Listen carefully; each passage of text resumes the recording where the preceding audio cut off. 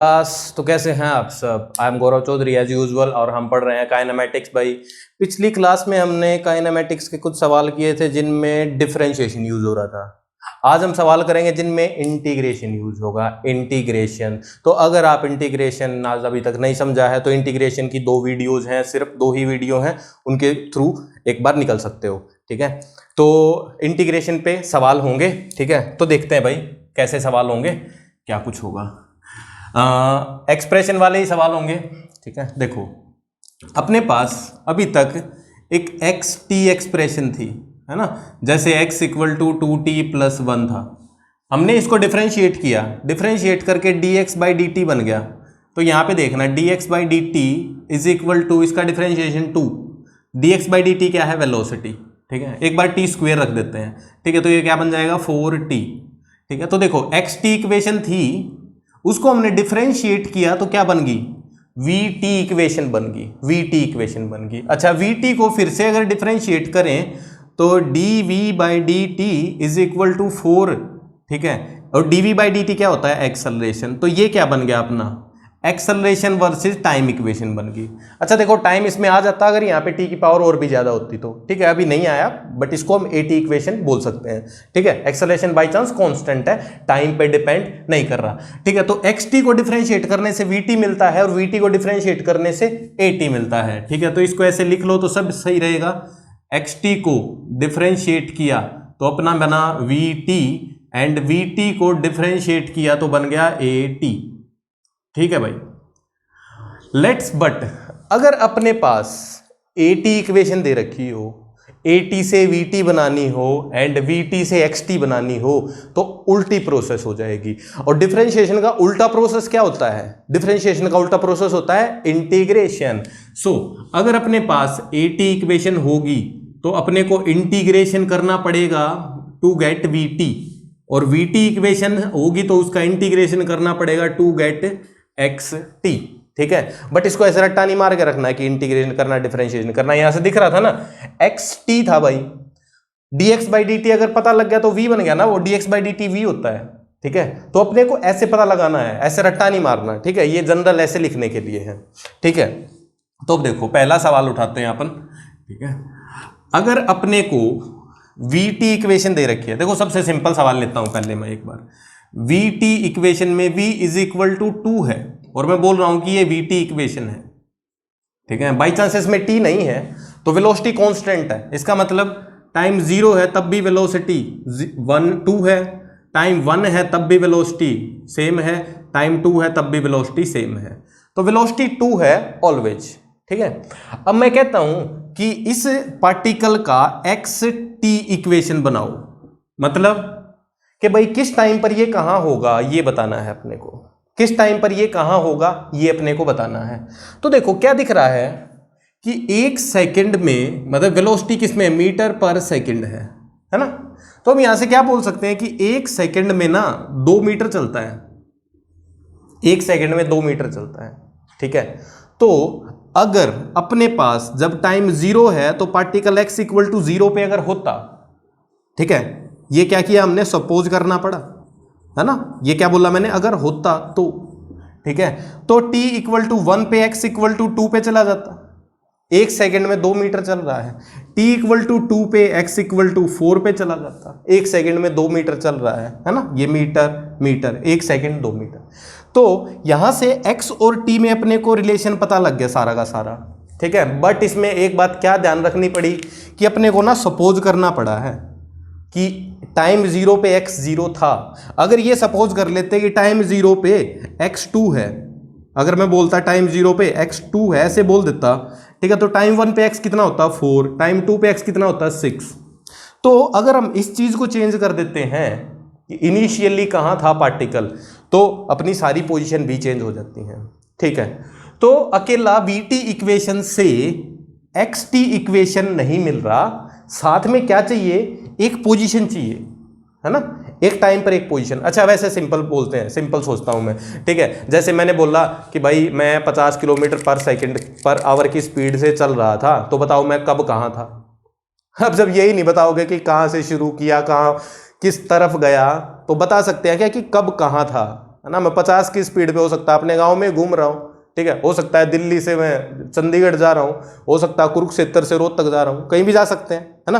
तो एक तो पोजीशन टाइम अपने को पता होना चाहिए, अकेली वेलोसिटी से काम नहीं चलेगा, ठीक है। तो ये सिंपल यही था कि सवाल किस टाइप से बनेंगे, उसमें थोड़ा सा दिमाग लगाने की बात थी। अब देखो हम पहला सवाल उठाते हैं, ये सिंपल था, ये जनरल था, ठीक है, ऐसे ही सोचने के लिए था, ठीक है। अब देखो अपने पास वीटी इक्वेशन, पहली इक्वेशन उठाते हैं। Let's say velocity is equal to t+2, ये इक्वेशन दे रखी है अपने को, वेलोसिटी इक्वल टू t+2 एक इक्वेशन दे रखी है, पहली प्रॉब्लम है। And suppose at t is equal to 0 particle is at origin, particle is at origin, ठीक है। फाइंड एक्स टी इक्वेशन, मतलब एक्स वर्सेस टाइम की इक्वेशन लिखनी है अपने को, वी टी इक्वेशन दे रखी है, और साथ में जो हमने देखो अज्यूम किया था वो पहले ही दे दिया क्वेश्चन में। अगर ये क्वेश्चन में नहीं दिया होता तो हम बता नहीं सकते थे, है ना, कैसे बताते। वेलोसिटी तो है बट किस डायरेक्शन में है भाई, पार्टिकल कहाँ से शुरू किया, कुछ पता लगा नहीं था, ठीक है। अब सब कुछ पता लग जाएगा, ठीक है। अब देखो सवाल को कैसे करेंगे अपने को अप्लाई वही 3 चीजें करनी है, ठीक है। जैसे v क्या होता है, dx/dt, ठीक है, एक्सेलरेशन dv/dt, एंड एक और एक्सेलरेशन होता है v dv/dx। इन 3 चीजों का यूज करना है, ठीक है, सवाल इन्हीं से बनेंगे, ज्यादा टेंशन होगी नहीं। देखो अभी वी टी इक्वेशन से एक्स टी में जाना है, ठीक है, तो v को एलिमिनेट करना है, इस इक्वेशन से v को एलिमिनेट करना और इसकी जगह x लेके आना है, v को एलिमिनेट करके x लेके आना है। तो क्या करो, इस पहली इक्वेशन को देखो, पहली इक्वेशन में v क्या है, v की जगह हम लिख सकते हैं dx/dt, लिख दिया, फिर इज इक्वल टू t+2।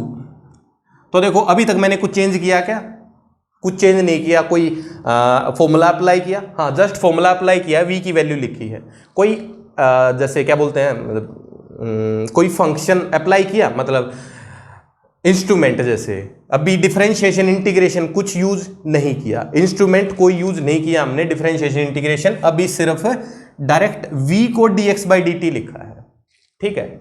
अब क्या सोचना है कि अपने को तो x t इक्वेशन चाहिए और ये तो dx और dt की इक्वेशन है, तो क्या करो d से d काट दो d से d काट दो, ये गलत हो जाएगा भाई, d से d हम नहीं काट सकते, क्योंकि dx क्या है, स्मॉल चेंज इन x, वो d इंटू एक्स नहीं है, ये d इंटू एक्स नहीं है, d क्या है, कोई फंक्शन है। जैसे अगर मैं लिखूं sine of x by sine of y, तो क्या साइन से साइन कट जाता है, नहीं कटता ना, क्योंकि ये साइन इंटू एक्स नहीं है, साइन ऑफ एक्स है। ऐसे ही ये तो काट नहीं सकते हम, तो अपने को क्या दिखा यहां पे, dx एंड dt में इक्वेशन दिख रही है ना, मतलब इसको देखो ऐसे कर दे, अगर dx is equal to t+2 into dt, तो dx और dt है इक्वेशन में, और अपने को क्या बनाना है, dx की जगह x बनाना है, dt की जगह t बनाना है। तो जब भी अपने को dx का x बनाना होता है तो क्या करते हैं हम,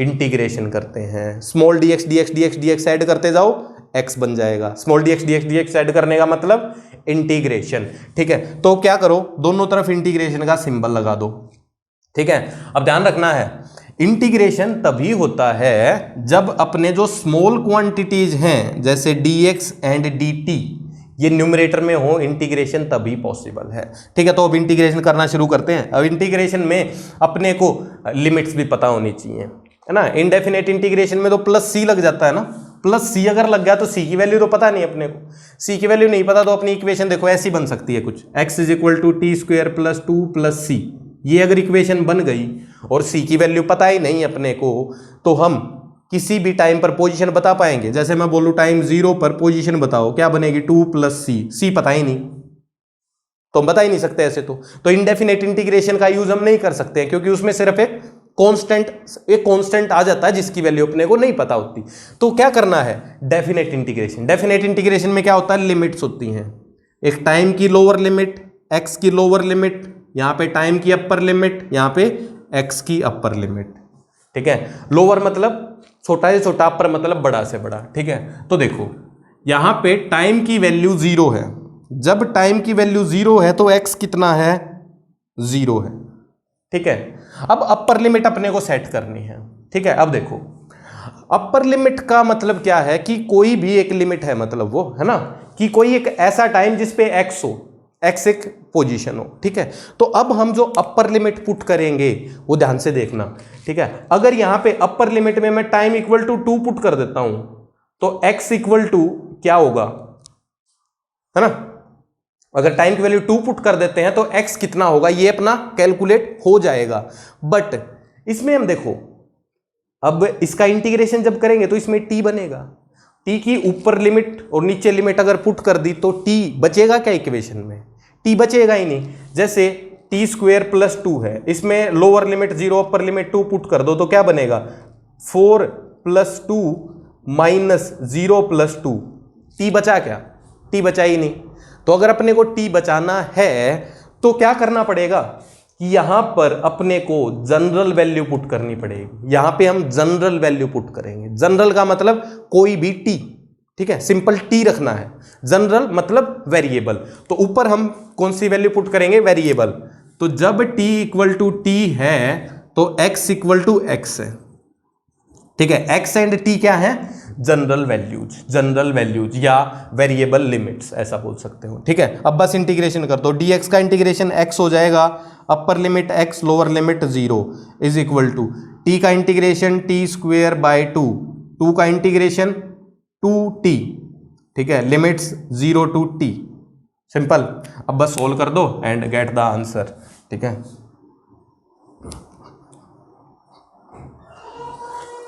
यहां पे क्या बन गया, x is equal to t put करो, t square by 2 plus 2t, क्या आ गया अपने पास, xt इक्वेशन आ गई है। ठीक है, तो ये क्या है, xt इक्वेशन। अब इस xt इक्वेशन में हम किसी भी टाइम पर कोई भी पोजीशन बता सकते हैं। बात क्लियर, सिंपल है। ठीक है, अच्छा अब मैं बोलूं इस vt इक्वेशन से एक्सेलरेशन वर्सेस टाइम भी निकालनी है। ठीक है, vt xt तो निकाल दी and also find at equation. at भी निकालनी हो तो सिंपल है, क्या करना पड़ेगा, vt रखो, v is equal to t plus 2। अब v को उड़ाना है और v की जगह a लेके आना है तो क्या करना पड़ेगा, v को डिफरेंशिएट करना पड़ेगा, है ना। तो क्या किया, यहाँ पे डिफरेंशिएट कर दिया, ऊपर बन गया dv बाई dt, नीचे बन गया t की डिफरेंशिएशन 0, t का डिफरेंशिएशन 1, 2 का 0, तो एक्सेलरेशन की वैल्यू क्या बन गई, 1। ठीक है, तो देखो vt से अगर at जाना है तो डिफरेंशिएशन करना पड़ा, बट vt से xt जाना है तो क्या करना पड़ा, इंटीग्रेशन करना पड़ा। ये तो एरो गलत हो गया ना, एरो तो इस तरफ है। ठीक है, तो ये करना पड़ा तो इंटीग्रेशन। ठीक है, मतलब पीछे की तरफ जाएंगे तो इंटीग्रेशन, आगे जाएंगे तो डिफरेंशिएशन। बात क्लियर। ठीक है, जस्ट नोट, अगला सवाल देखते हैं। So next question we have AT equation है अपने पास भाई, a is equal to 2t plus 2, AT equation दे रखी है, साथ में कुछ चीज़ें दे रखी हैं कि भाई जब टाइम 0 है तो वेलोसिटी भी 0 है एंड पोजीशन भी 0 है ना। तो जैसे vt इक्वेशन दे रखी थी, vt दे रखी थी तो अपने को xt में रिलेशन देना जरूरी था। ऐसे ही अगर एक्सेलरेशन दे रखा है तो एक रिलेशन पक्का दे देगा ये vt में। अब vt में रिलेशन दे देगा तो उससे vt इक्वेशन आएगी। xt निकालने के लिए फिर xt में भी एक रिलेशन अपने को चाहिए, जो लोअर लिमिट में हम पुट करेंगे, अपर लिमिट हम अननोन रखेंगे। ठीक है, तो बस सवाल को उठाओ, a को लिखा हमने 2t प्लस 2।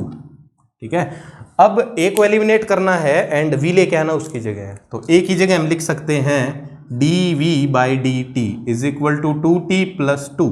ठीक है, अब इंटीग्रेशन करना है, बट इंटीग्रेशन करते टाइम ये जो dd है ये ऊपर होने चाहिए, तो dv is equal to 2t plus 2 into dt। अब इंटीग्रेशन लगा सकते हैं अपन। इंटीग्रेशन में लोअर लिमिट पुट करेंगे हम, जो नॉन लिमिट है जो गिवन है। साथ में ध्यान रखना है इस तरफ किसकी लिमिट चल रही है, टाइम की, तो टाइम की नॉन लिमिट 0 है, और जिस टाइम पे t की वैल्यू 0 है उस टाइम पे v की वैल्यू कितनी है, 0। तो नीचे नॉन लिमिट जो पता है अपने को, ऊपर unknown limit, general limit put कर देंगे क्योंकि अपने को चाहिए इक्वेशन। ठीक है, कि जनरल t टाइम पर v है वेलोसिटी। अब इंटीग्रेट कर दो, बाकी तो कुछ ज़्यादा बचा नहीं। v ऊपर lower limit upper limit put कर दी हमने, 2t का इंटीग्रेशन 2t² प्लस 2t का 2t, लिमिट्स पुट करेंगे 0 से t। ठीक है, तो बस सिंपली यही आंसर आ गया अपने पास। तो देखो v is equal to t² plus 2t, simple, क्योंकि 0 लिमिट पुट करेंगे तो 0 बन जाएगा, सारा t करेंगे तो यही बचेगा। ठीक है, तो जनरली जब 0 पुट करते हैं तो सारा ही 0 बन जाता है, जनरली, हर बार नहीं बनेगा, ध्यान से देखना पड़ेगा अपने को। सो अपने पास vt इक्वेशन आ गई है। vt इक्वेशन से क्या क्या निकाल सकते हैं, किसी भी टाइम पे वेलोसिटी निकाल सकते हैं। तो नेक्स्ट क्या करना है, नेक्स्ट बनाना अपने को xt। ठीक है, सो vt से अब xt पे जाना है। तो v को लिखा हमने, सेम ही फॉर्मूला जो बना हुआ है ये लिख दो। अब v को उड़ाना है और x लेके आना है, तो what we can write, we can write dx by dt। v को dx बाई dt पुट कर सकते हैं हम, t² प्लस 2t। अब dx वाली टर्म एक तरफ रखो, dt वाली टर्म एक तरफ रखो, साथ में एक बात जरूरी, dx और dt ऊपर होने चाहिए, x वाले के साथ सारी x की टर्म, t वाले के साथ सारी t की टर्म्स। इंटीग्रेशन एंड इंटीग्रेशन, नीचे लोअर लिमिट जो अपने को पता है, टाइम 0 पे x कितना है 0, तो टाइम t पे x कितना है x, ऊपर जनरल लिमिट, नीचे नॉन लिमिट्स जो अपने को पता है। ठीक है, बस इंटीग्रेशन करेंगे तो x dx का इंटीग्रेशन x बन जाएगा, t² का t³/3, 2t का 2t²/2 एंड इसकी लिमिट्स 0 to t, इसकी लिमिट्स 0 to x। इसमें तो x ही बनेगा, इसमें 0 पुट करेंगे तो सब कुछ 0 ही, तो t³/3 प्लस t²। सिंपल बात। So this is our answer. xt आ गया, vt आ गया। अब xt vt से हम सारी चीजें वो निकाल सकते हैं जो पुरानी निकाल रहे थे, किसी भी पॉइंट, किसी भी टाइम पर पोजीशन क्या है, डिस्प्लेसमेंट कितनी हुई, डिस्टेंस कितनी हुई, ये सारी बातें हम पिछली क्लास में कर चुके हैं। ठीक है, अगला सवाल देखते हैं। देखो भाई, इसके बाद ना थोड़ा सा काम का है कंसेप्ट। अगर अपने पास vx इक्वेशन हो तो बाकी इक्वेशन कैसे निकालेंगे, बहुत काम की बात है। जेईई मेंस में इस पे ज़्यादातर सवाल इसी पे आते हैं। अगर अपने पास vx इक्वेशन गिवन है तो कैसे सॉल्व करेंगे। Let's say v is equal to x plus 2। ठीक है, ये इक्वेशन गिवन है, फाइंड। ठीक है, फाइंड अपने को करना है, क्या कर सकते हैं, ax फाइंड कर सकते हैं इससे। ठीक है, और साथ में xt इक्वेशन फाइंड कर सकते हैं। ठीक है, हाँ, तो vx इक्वेशन आएगी, फिर ax आएगी। ठीक है, तो एक बार vx इक्वेशन को देखते हैं, फिर ax को भी देखेंगे। तो अब देखो भाई, अगर इससे अपने को ax बनाना है, vx से ax बनाना है, तो फॉर्मूला उठाओ, a is equal to v into d v by d x है। क्योंकि देखो यहाँ पे ना t की तो बात हो ही नहीं रही ना, कहीं vx से ax बनाना है तो t की तो बात हो नहीं रही, तो a को dv बाई डी टी लिखने में तो फायदा है नहीं, तो क्या लिखना चाहिए, v into d v by d x लिखना चाहिए। ठीक है, तो यहाँ पे a will be equal to v की value x plus 2 and dv by d x, मतलब इसका differentiation dv by d x, x से डिफरेंशिएशन करेंगे, x का डिफरेंशिएशन 1 2 का 0, तो क्या बन गया 1। So a is equal to x plus 2 ही आ गया, तो ये क्या बन गया, ax इक्वेशन बन गई। ठीक बात है। अब इससे अगर xt बनानी है तो देखो क्या करेंगे, हम v is equal to x plus 2 ऐसे लिखेंगे। फिर v को क्या करो, जैसे vt इक्वेशन में भी हमने क्या किया था, v को dx बाई डी टी रखा था, तो अब भी सेम ही रखो, v को क्या रखो, dx बाई डी टी रखो, x प्लस 2, सिंपल।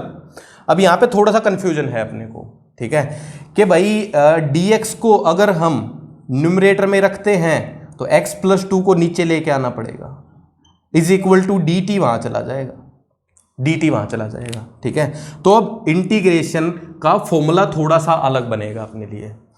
ठीक है, जैसे ये क्या है, dx ओवर x प्लस 2, तो 1 बाई एक्स टाइप है। 1 बाई एक्स का डिफरेंशिएशन इंटीग्रेशन क्या होता है, log x। ठीक है, और साथ में क्या करना पड़ता है, इसका डिफरेंशिएशन लिखना पड़ता है नीचे। तो इसका इंटीग्रेशन जो बनेगा वो बनेगा log ऑफ x प्लस 2। ठीक है, और upper limit lower limit, t is equal to t1 पे x is equal to x1, ये अपनी गिवन लिमिट्स हैं, ये गिवन लिमिट्स हैं भाई। ठीक है, ज़्यादातर ये 0 0 गिवन होती हैं, बट हर बार जरूरी नहीं है। ठीक है। Suppose at t is equal to t1 x is equal to x1, ये सवाल में ही गिवन मिलेगा ही मिलेगा, ठीक है। तो जैसे जैसे हम सवाल करेंगे ना अपने आप से पता लगता रहेगा कि वैल्यू जरूरत है या नहीं है, ठीक है। अब लिमिट्स पुट कर दो, x1 से x2 is equal to dt का इंटीग्रेशन t लिमिट्स t1 से t2, ठीक है। तो log a minus log b, log x2 plus 2 minus log x1 plus 2 is equal to t2 minus t1, ठीक है। तो log a minus log b अपना होता है log of a by b, a by b is equal to t2 minus t1।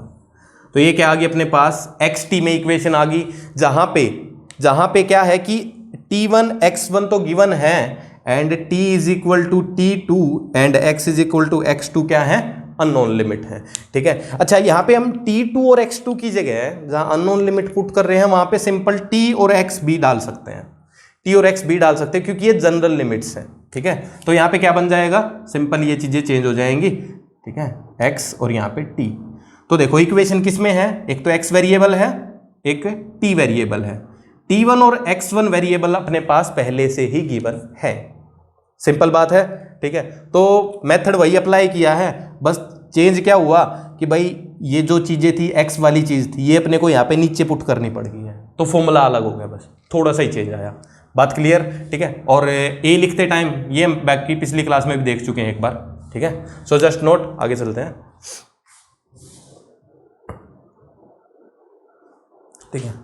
देखो भाई इसके बाद है अपनी ax इक्वेशन, ax इक्वेशन अगर अपने पास है तो इसको हम आगे कैसे सॉल्व करेंगे, ठीक है।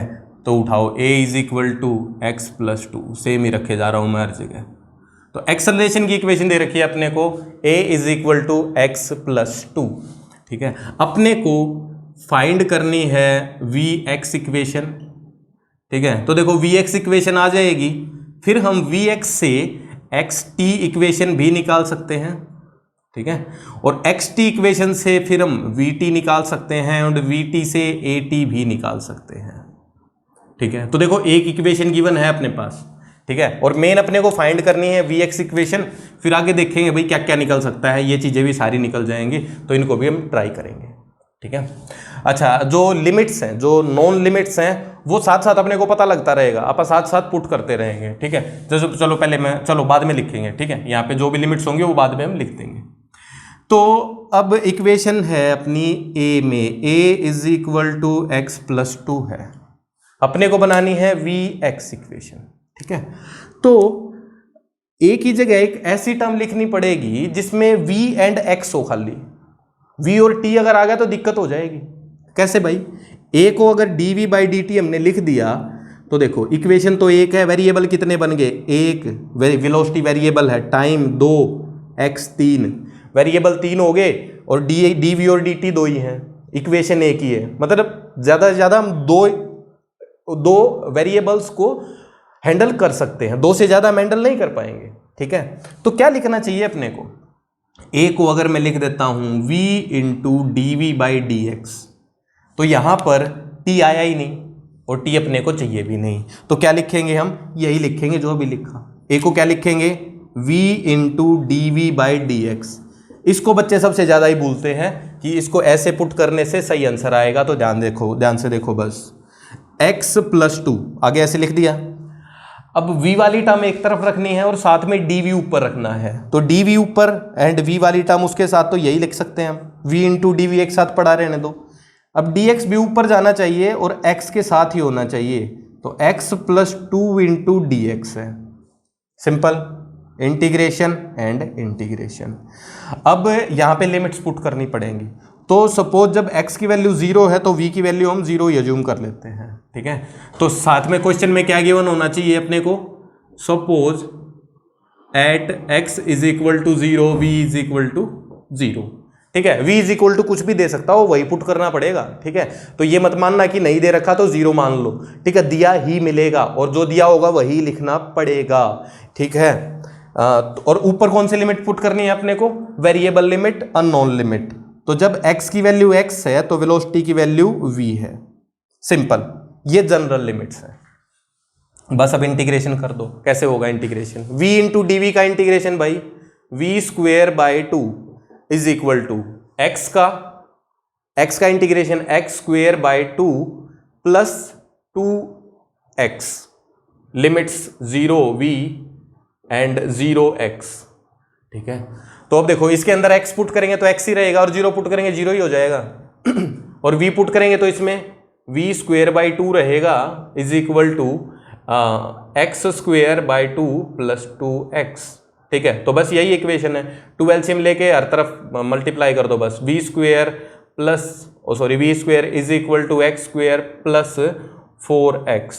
ये अपने पास क्या इक्वेशन आ गई? vx की इक्वेशन आ गई। बात क्लियर है?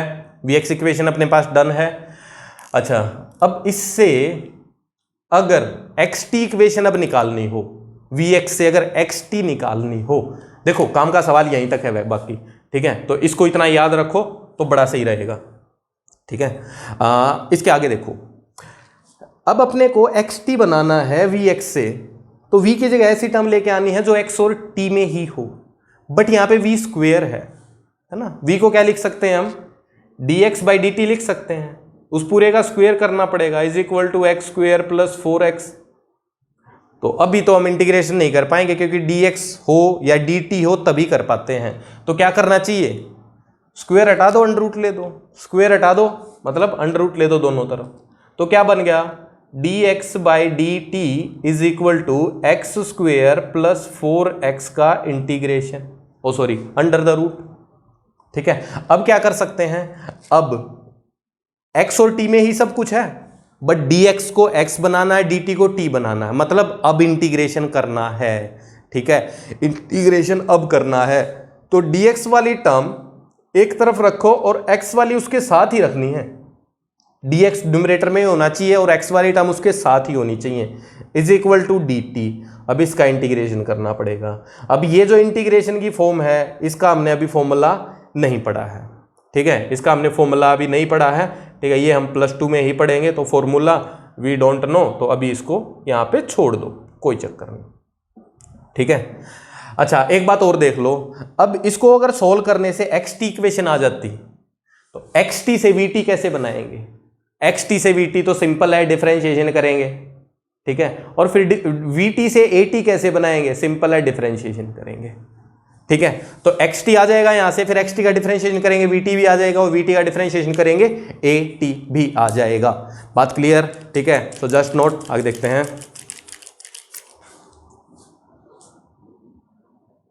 सो guys we have this 5 questions. ठीक है, तो असाइनमेंट है, साथ साथ करते रहा रो भाई। असाइनमेंट जो मैं सवाल देता हूँ वो कर लो तो ज़िंदगी सेट हो जाएगी, कोई दिक्कत नहीं होगी। किताब में भी वही सवाल है। ठीक है, तो देखो भाई vt इक्वेशन दे रखी है, xt इक्वेशन निकालनी है, तो xt इक्वेशन निकाल देंगे, साथ में पोजीशन पूछ रखी है पार्टिकल की, पोजीशन एट टाइम। तो अगर xt इक्वेशन है तो उसमें टाइम की वैल्यू पुट करो, x आता रहेगा। ठीक है, तो सिंपल यही पूछ रखा है। अगला सवाल भी सेम ही है, अगले में at दे रखा है, vt निकालना है, xt निकालना है। ठीक है, इसको देखो ध्यान से देखना है, ax दे रखा है, ax से vx लिखना है, तो v dv बाई dx ऐसे लिखेंगे, बट यहाँ पे लिमिट्स ना थोड़ी सी खतरनाक दे रखे हैं, 0 0 नहीं है। तो जो नॉन लिमिट्स हैं, जैसे हम इंटीग्रेशन लगाते हैं ना, d v is equal to something something something, तो यहाँ पे लोअर लिमिट जो है वो 0 नहीं है। तो जैसे टाइम इक्वल टू 1 तो v इज इक्वल टू 1, तो जो नॉन लिमिट है वो वैसे पुट कर देंगे, 0 नहीं है बस, और दूसरी लिमिट है, और ज़्यादा टेंशन नहीं है। ठीक है, तो ये सवाल ऐसे ही हो जाएगा, इसके अंदर देख लेना सब कुछ निकालना है। ठीक है, और बाकी सवाल आसान है, तो ये सवाल करो। ठीक है, and send me and check करो आंसर्स को अपने को। ठीक है, चलो ठीक है, बाय बाय, फिर मिलते हैं।